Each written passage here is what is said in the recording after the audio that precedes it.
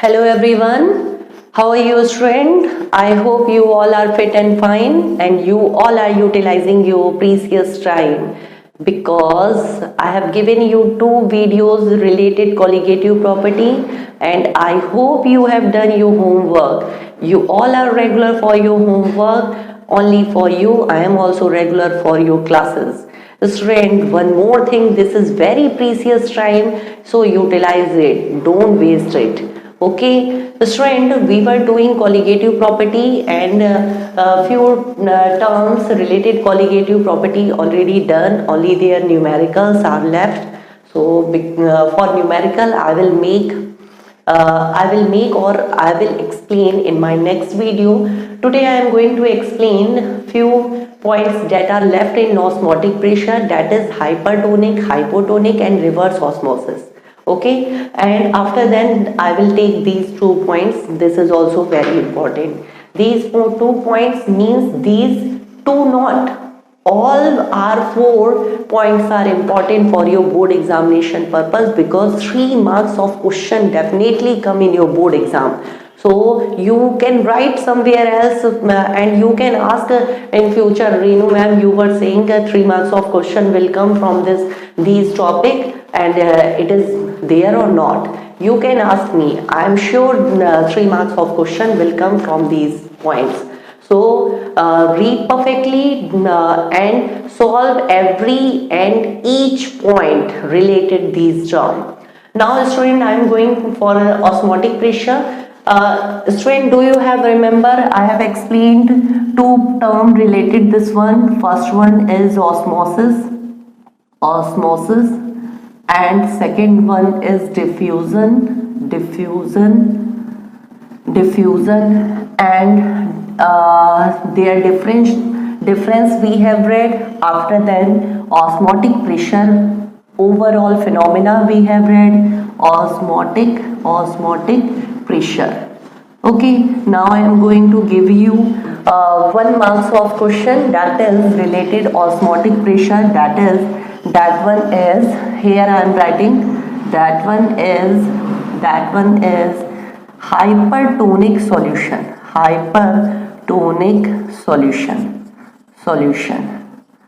Okay, what is hypertonic solution? So hypertonic solution is always having always higher osmotic pressure compared than other solution. So that solution, yeah, or we can write those solution which have higher osmotic pressure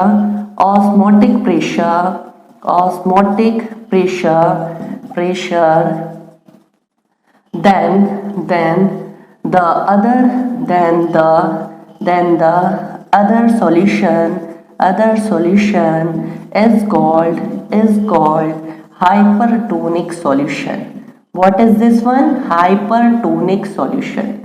So now you got it. What is hypertonic solution?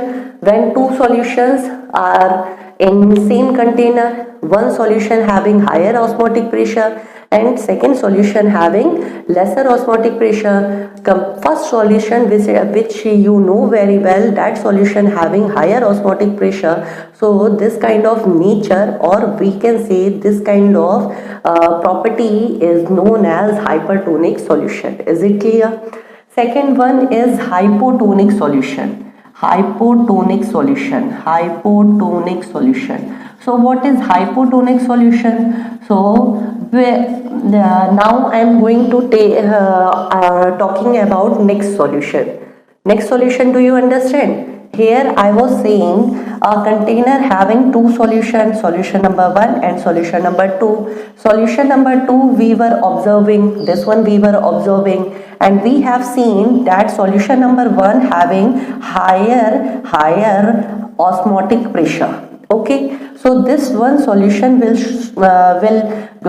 will call first solution is hypertonic solution. Okay, and now what we say about second solution? what we say about second solution. So you are watching here, first solution having higher osmotic pressure and second solution having its mean second solution has lesser osmotic pressure compared than first one. Okay, second solution having lesser osmotic pressure compared than first one. So second solution will show, or second solution we can call hypotonic solution. Which kind of solution? Hypotonic solution. Okay, now you understand what is hypertonic, what is hypotonic. So for hypotonic we can write those solution which show lesser osmotic pressure than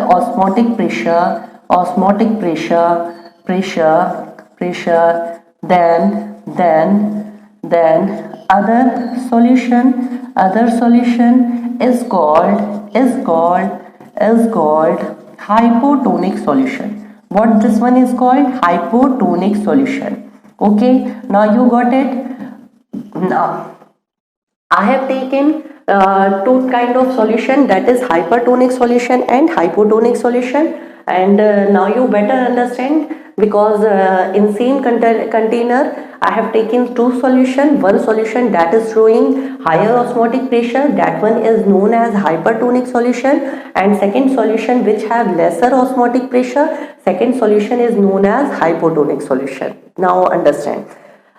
Next one is reverse osmosis. What is reverse osmosis? Now listen, reverse osmosis.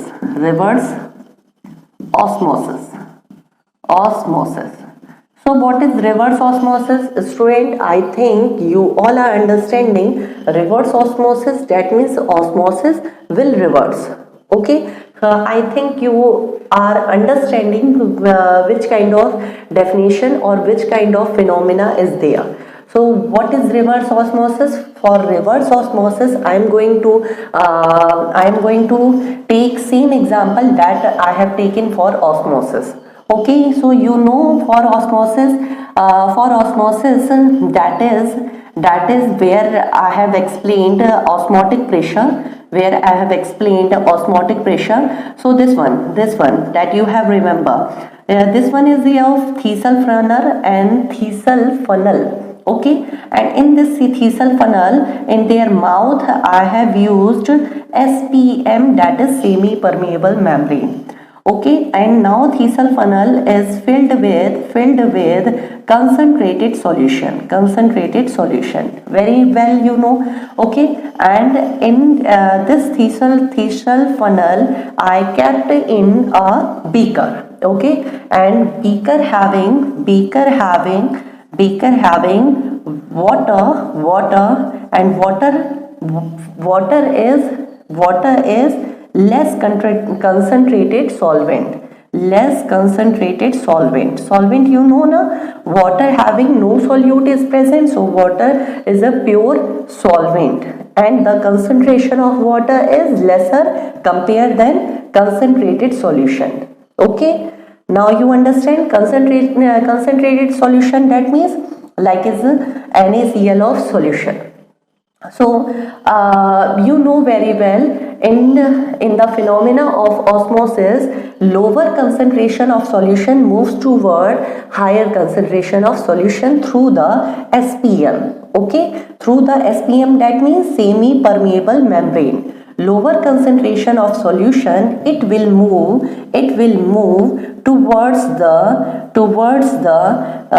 higher concentrated of solution with the help of SPM. It will go inside the Thiesel funnel, and after few time the solution increases in the Thiesel funnel. Okay, now air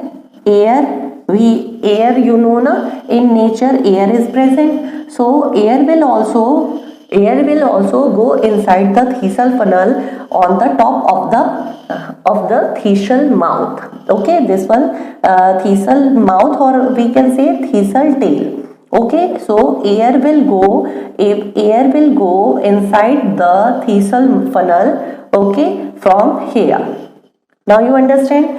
For osmotic pressure, I have told you this osmosis that solvent is going inside, and this osmosis will stop by the pressure of air. Okay, this osmosis means the work of osmosis will stop because of air is going inside. So air, due to the presence of air pressure, osmosis will stop, and when osmosis which is going upward and air which is coming inside, both pressure will become equal.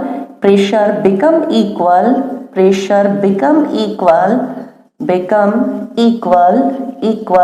This is known as osmotic pressure. Okay, clear? So you know this one already, I have explained in my previous video. So student, if we do here osmotic pressure we are watching. So if we do here, air is going inside. So if we make or if we do more air, means if we make more effort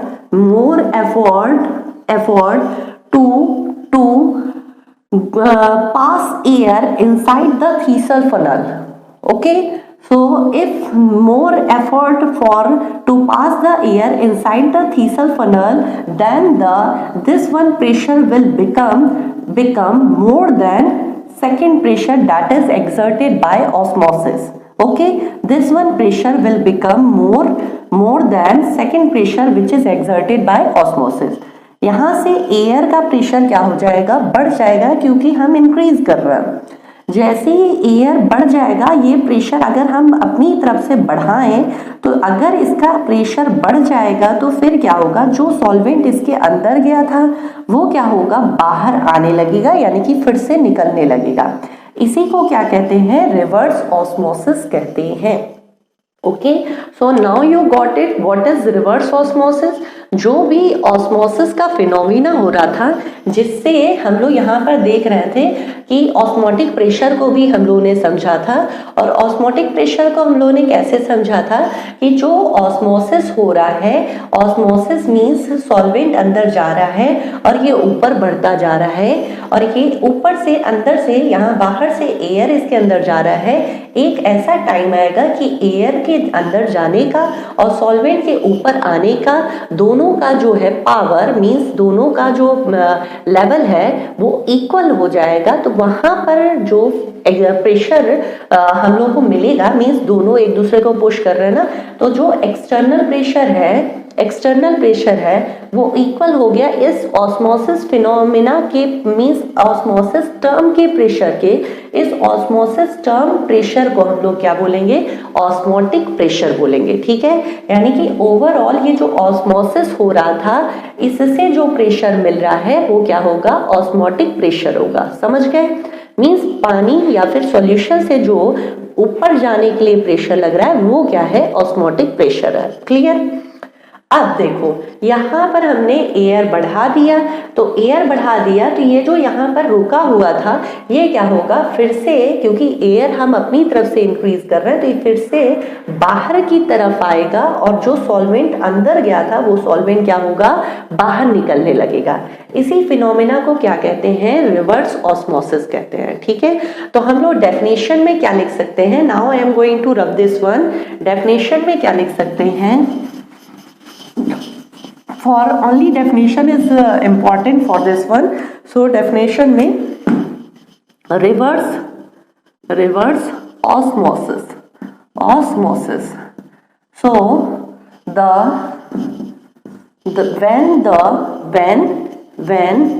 when external pressure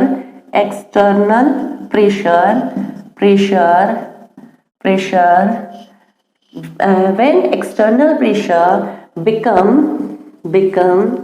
more than osmotic pressure or more than osmosis, then the then the solvent molecule come back through SPM, and this phenomena is known as reverse osmosis. Okay, so you can write this definition by yourself also. This one very simple, and this is not so tricky. I have taken the example, my previous example, so it has taken too much time, but for my new friend who is reading and who is watching this video first time, they can understand. So only for this reason I have taken same example and I have explained in proper way. Okay, so student, now you can take a screenshot. Okay, now I am going to take next one, that is elevation in the boiling point. Elevation in the boiling point is also known as ebullioscopy.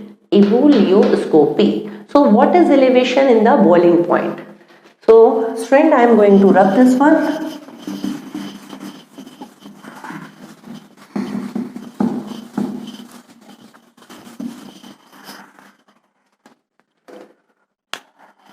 So next one is, this is third one, this one I am going to explain.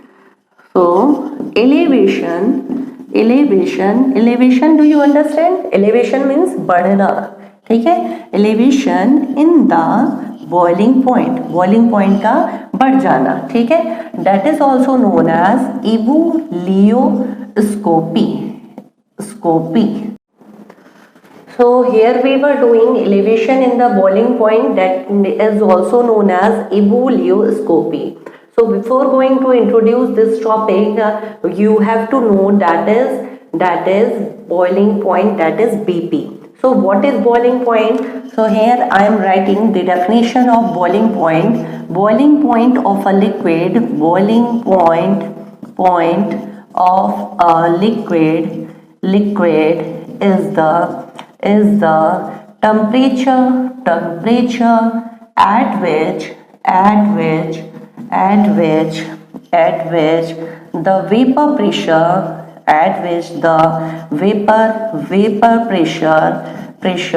of a liquid is equal to the atmospheric pressure.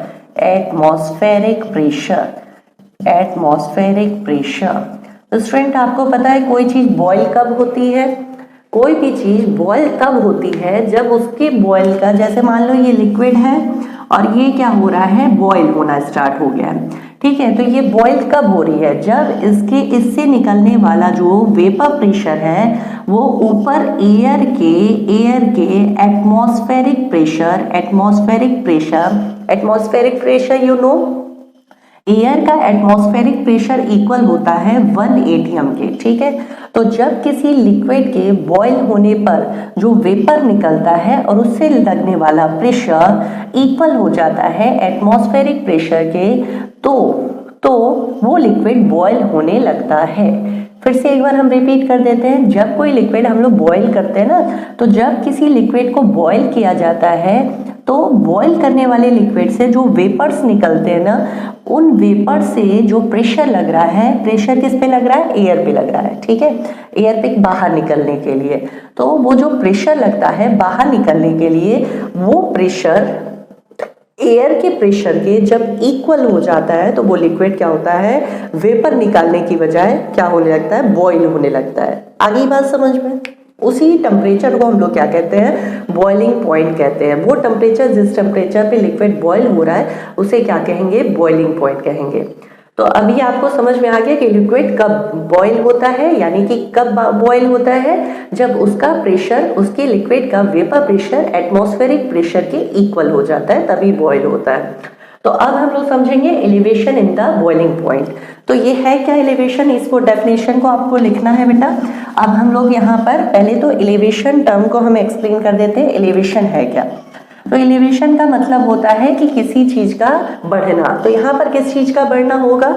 Boiling point का। और अभी boiling point कब हम लोग increase करते हैं? जब कोई लिक्विड, एक लिक्विड है जो बॉईल हो रहा है, वेपराइज हो रहा है, और कोई दूसरा लिक्विड ऐसा हमने मिला दिया कि जो वेपराइज नहीं हो रहा है। ठीक है, तो हम यहाँ पर एलिवेशन को डिस्कस करने के लिए आपको हम यहाँ पर कुछ टर्म याद दिला देते हैं। सॉल्यूशन जिसमें हमने मिलाया है सॉल्यूट और प्लस सॉल्वेंट। तो जो सॉल्वेंट है ना वो लिक्विड फेज में है और ये वेपर बना सकता है। ठीक है, ये वेपर बना सकता है, तो इसको हम लोग क्या बोलेंगे? वोलाटाइल बोलेंगे। क्या बोलेंगे? वोलाटाइल। सॉल्यूट, ठीक है, ये लिक्विड फेज में भी हो सकता है और सॉलिड फेज, किसी भी फेज में ले सकते हो आप। लिक्विड में भी ले सकते हो, सॉलिड में भी ले सकते हो, लेकिन इसका नेचर कैसा होगा? ये नॉन वोलाटाइल होगा। कैसा होगा? नॉन वोलाटाइल, यानी कि वेपर नहीं बनाएगा। तो अब यहाँ पर अगर हम सिंगल सॉल्वेंट की बात करें तो तुम्हें पता है कि सॉल्वेंट, जैसे कि हम एग्जांपल के तौर पे हमने क्या ले लिया, ज्यादातर हम लोग क्या लेते हैं? वाटर। तो तुम लोग को पता है कि वाटर क्या होता है? 100 डिग्री सेल्सियस पे क्या होने लगता है? बॉयल होने लगता है। होता है कि नहीं होता है? ठीक, वाटर में तुमने क्या मिला दिया? इसी वाटर में तुमने क्या मिला दिया? ये नॉन वोलाटाइल सॉल्यूट मिला दिया। ध्यान से समझना, इस वाटर में हमने क्या मिला दिया? नॉन वोलाटाइल सॉल्यूट मिला दिया। अब बताओ, क्या वाटर 100 पे ही बॉयल होगा? ठीक, होगा कि नहीं होगा? सोचो। हम बता देते हैं, जब हम लोग सॉल्यूट डालेंगे वाटर में, जो सॉल्यूट वेपर खुद नहीं बना सकता है, या फिर हमने इसमें कुछ मिला दिया। कॉमन सेंस लगाओ कि कोई सिंपल सा लिक्विड है, उसको आप हीट कर रहे हो, बॉईल कर रहे हो, तो वो तो अपने 100 डिग्री सेल्सियस पे बॉईल हो रहा है, लेकिन जब कुछ मिलाओगे तो उसकी वजह से उसका टेम्परेचर क्या वही रहेगा? नहीं, वहां पर हमें क्या होगा? वहां पर हमारा टेम्परेचर क्या होगा? इस नॉन वोलाटाइल सॉल्यूट की वजह से, यानी कि ऐसा सॉल्यूट जो वेपर बनाता ही नहीं है, वेपर बनाएगा नहीं, तो फिर वेपर प्रेशर एटमॉस्फेरिक प्रेशर के इक्वल हो नहीं पाएगा। तो ऐसा सॉल्यूट जो वेपर बना ही नहीं पा रहा है, और इसमें जब मिक्स कर दोगे तो ये क्या करेगा? सॉल्वेंट की अपर लेयर को घेर लेगा। ठीक है, इसको वेपर बनाने नहीं देगा, प्लस खुद तो बना ही नहीं रहा है। तो इस वजह से क्या होगा? इसका टेम्परेचर हमें क्या करना होगा? बढ़ाना होगा। मींस 100 से क्या करना होगा? हो सकता है 170 डिग्री सेल्सियस करना पड़े। ठीक है, क्यों करना पड़ा? क्योंकि हमने इस सॉल्वेंट में क्या मिला दिया है? सॉल्यूट मिला दिया है, सॉल्यूट जो कि नॉन वोलाटाइल है। क्लियर, बात समझ में आ गई? तो अब तुम्हारा देखो, पहले प्योर सॉल्वेंट 100 डिग्री सेल्सियस पे बॉईल हो रहा था, जब उसमें आपने नॉन वोलाटाइल सॉल्यूट मिला दिया तो अब ये 170 डिग्री सेल्सियस पे बॉईल हो रहा है। तो इसका मतलब क्या हुआ कि सॉल्यूशन का जो बॉइलिंग पॉइंट है, बॉइलिंग पॉइंट समझ रहे हो? बॉईल होने का जो पॉइंट है, मींस वो टेम्परेचर पे, टेम्परेचर दैट मींस T, और T बॉईल हो रहा है तो फिर TB, और सॉल्यूशन है तो हमने लिख दिया TBS। यानी कि सॉल्यूशन का जो बॉइलिंग पॉइंट होगा TBS, वो हमेशा TBA यानी कि टेम्परेचर, B फॉर बॉइलिंग और A मीन सॉल्वेंट, ठीक है, इसके कंपेयर में हमेशा क्या होगा? ज्यादा होगा। ठीक है, ये हमेशा इसके कंपेयर में ज्यादा होगा। क्यों ज्यादा होगा? समझ लो, क्योंकि जो सॉल्वेंट था वो प्योर था, तो इसलिए उसका बॉइलिंग पॉइंट क्या था? 100 डिग्री सेल्सियस। जब उसमें तुमने कुछ मिला दिया तो उसका बॉइलिंग पॉइंट बढ़ गया। हमेशा 100 से ज्यादा ही रहेगा, क्योंकि आपने कुछ मिलाया है और फिर आप बॉइल कर रहे हो या करवा रहे हो, तो फिर ये हमेशा इससे ज्यादा रहेगा, जिसको रिप्रेजेंट करने के लिए TBS हमने लिखा है, इसको TBA लिखा है। अब ये कितना बढ़ गया, तो इसको हम लोग लिखेंगे इस तरीके से, डेल्टा टी मतलब कितना चेंज आया, कितना इंक्रीज हो गया। Delta TB means boiling point कितना इंक्रीज हो गया, इसका डिफरेंस वो डेल्टा से हम रिप्रेजेंट कर रहा है, इज इक्वल्स टू TBS यानी कि boiling point of solution minus TBA यानी कि बॉइलिंग पॉइंट ऑफ सॉल्वेंट। बात समझ में आ रही है? तो अब हम लोग इसकी डेफिनेशन, या फिर इसके लिए हम लोग एक वर्ड में इसकी डेफिनेशन लिख सकते हैं कि the elevation is the boiling point, is the elevation in the boiling point is the increment value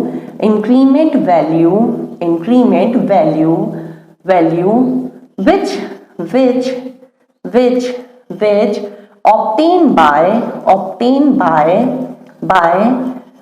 non-volatile solute, obtained by the mixture of the obtained by solution in which non-volatile solute present. ठीक है, तो obtained by solution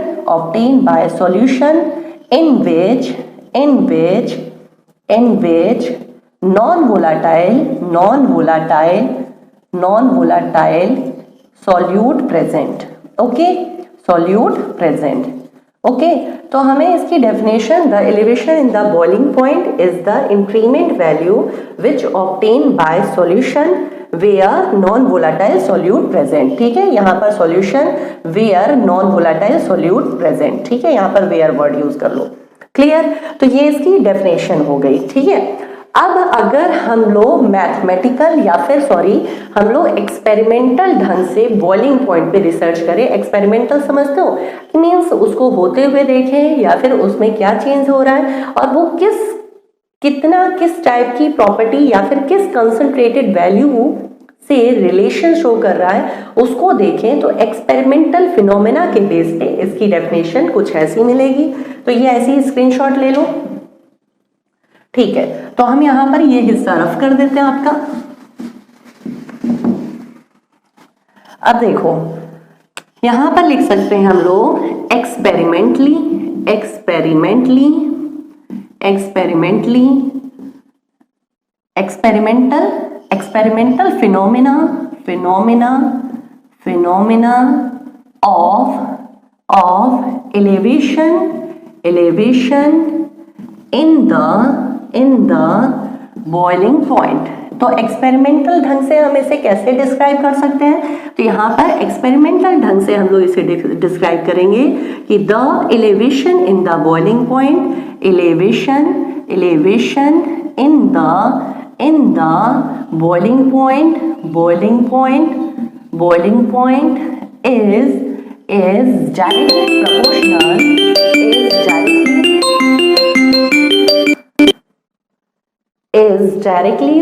थोड़ा सा wait कर लीजिए student. ठीक है, so the elevation in the boiling point is directly proportional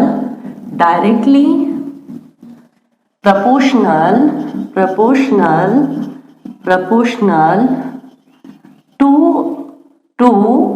its molality. किसके डायरेक्टली प्रोपोर्शनल होता है एक्सपेरिमेंटल ढंग से? Boiling point, elevation in the boiling point directly proportional होगे किसके मोलैलिटी के. यानी कि इस सेंटेंस को अगर हम फॉर्मूले के फॉर्म में लिखें तो लिखेंगे डेल्टा टीबी डायरेक्टली प्रोपोर्शनल होगा. मोलैलिटी को किससे रिप्रेजेंट करते हैं? स्मॉल एम से. ठीक है, क्लियर.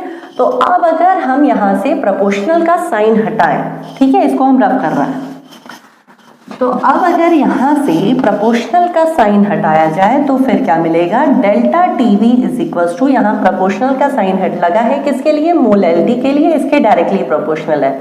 तो जब ये हटाओगे तो यहाँ पर आएगा केबी समझ दो. इसको बोलते हैं मोलल, केबी को बोलते हैं मोलल इलेवेशन कांस्टेंट. क्या बोलते हैं? Molal elevation constant. क्लियर. तो Kb into small m that is molality. Clear. इसको और खोल दो तो फिर क्या लिखोगे?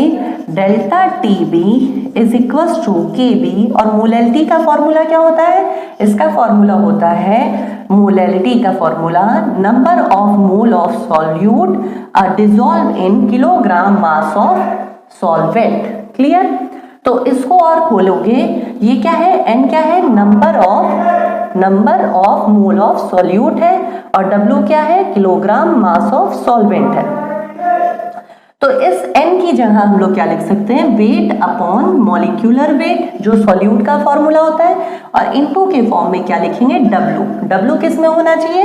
किलोग्राम में होना चाहिए. बात समझ में आ रही है? तो तो अब यहाँ पर small w upon small m into capital W, ये kg में होगा, ठीक है, समझ रहे हो। अगर ये ग्राम में होगा तो फिर delta TB is equals to KB into small w upon small m into capital W। अगर ये ग्राम में है तो इसे किलोग्राम में बदलने के लिए यहाँ पर किससे मल्टीप्लाई करेंगे, 1000 से। किससे मल्टीप्लाई करेंगे, 1000 से। तो ये डेल्टा TB का फॉर्मूला बन गया, ठीक है। इसी फॉर्मूले में फर्स्ट फॉर्मूले को हम लोग पुट कर सकते हैं, इस फॉर्मूले को हम लोग इसमें पुट कर सकते हैं। तो अगर हम यहाँ पर पुट कर दें तो हमें यहाँ पर फॉर्मूला थोड़ा सा डेल्टा TB की जहाँ हम लोग लिखेंगे TBS minus TBA equal KB into W upon M into capital W into में 1000, ठीक है। अब सबको क्या क्या बोलते हैं ये आपको पता होना चाहिए, तो ये यहाँ पर हम लिख देते हैं कि किसको क्या क्या बोलते हैं। TBS क्या है, तो TBS क्या है, बॉइलिंग पॉइंट ऑफ सॉल्यूशन, ठीक है, boiling point of solution. TBA क्या है, बॉइलिंग पॉइंट ऑफ सॉल्वेंट, ठीक है। और KB क्या है, तो KB बता दिया, molar elevation constant. Small w क्या है, तो weight of solute. Small m क्या है, तो मॉलिक्यूलर वेट ऑफ सॉल्यूट, ठीक है, मॉलिक्यूलर वेट ऑफ किसका, सॉल्यूट का। कैपिटल W क्या है, तो फिर ये है मास का मतलब वही वेट, ठीक है। मास और वेट सेम है, जो ग्राम और किलोग्राम में होता है ना वही है। तो मास या फिर वेट ऑफ किसका, सॉल्वेंट, ठीक है। एंड 1000 तब लगेगा जब ये ग्राम में होगा, तो इसको किलोग्राम में चेंज करने के लिए किससे मल्टीप्लाई होगा, 1000 से। क्लियर हो गया। तो ये इंपॉर्टेंट है आपका फॉर्मूला, वेरी इंपॉर्टेंट है, इसको हम डिस्कस करेंगे अपने लास्ट टर्म को एक्सप्लेन करने के बाद। और हमारा लास्ट टर्म है कॉलिगेटिव प्रॉपर्टी का। क्या है, कौन सा लास्ट टर्म है, डिप्रेशन इन फ्रीजिंग पॉइंट। क्या है, depression in freezing point. Okay, तो नेक्स्ट टर्म हम एक्सप्लेन करने वाले हैं डिप्रेशन इन फ्रीजिंग पॉइंट। सो इसका स्क्रीनशॉट ले लो बेटा।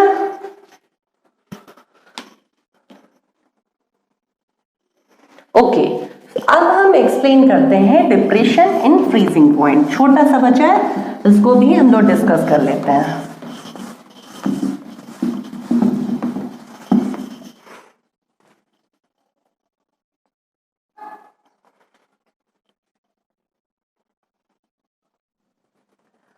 तो नेक्स्ट टर्म है हम लोगों का depression, fourth colligative property, that is depression in freezing point. Depression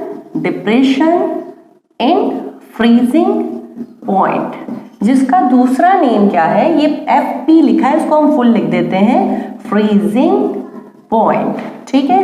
तो अब डिप्रेशन इन फ्रीजिंग पॉइंट को हम लोग किससे रिप्रेजेंट करेंगे, डिप्रेशन इन फ्रीजिंग पॉइंट, जैसे वहां पर एलिवेशन पता कर रहे थे तो क्या लिखा था हमने, डेल्टा TB, यहाँ पर डेल्टा TF रिप्रेजेंट करेंगे। और इसका दूसरा नेम क्या है, इसका दूसरा नेम है क्रायोस्कोपी।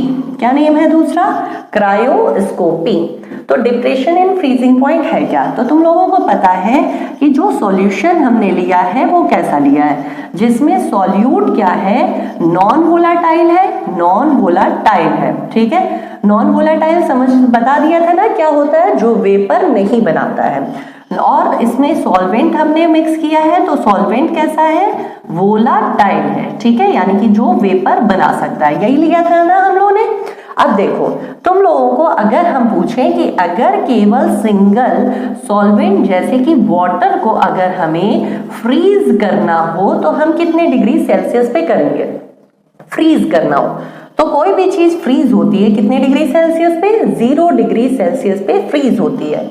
इसमें अब तुमने क्या किया, इसी वाटर में क्या मिक्स कर दिया, इसमें मिक्स कर दिया है। अब वाटर में मिक्स किया है तुमने non volatile solute, non volatile solute mix कर दिया है। तो बताओ अब इसका फ्रीजिंग पॉइंट क्या होगा, क्या करेंगे, टेम्परेचर हमें बढ़ाना होगा या घटाना होगा।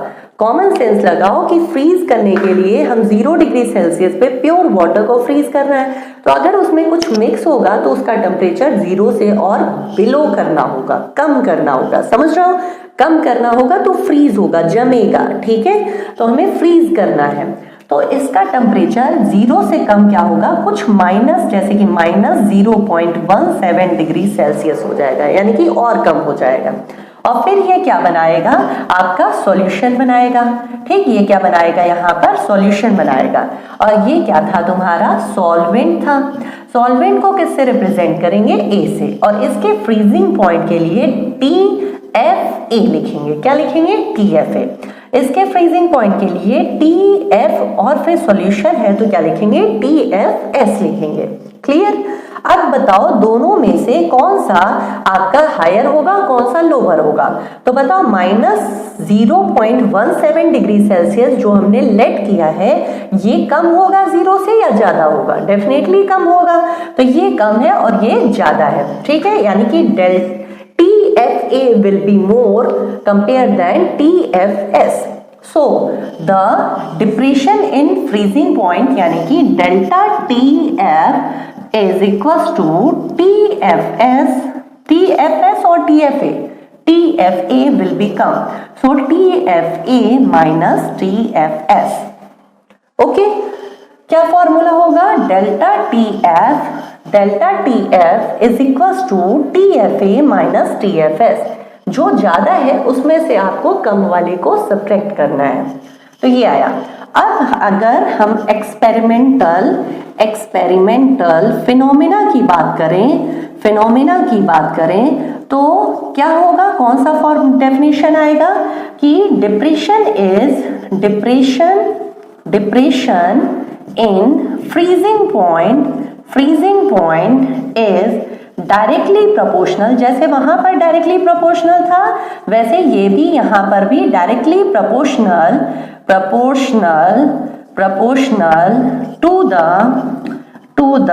टू द मोलैलिटी, ठीक है। ये किसके डायरेक्टली प्रोपोर्शनल होगा, depression in freezing point will be directly proportional to the molality.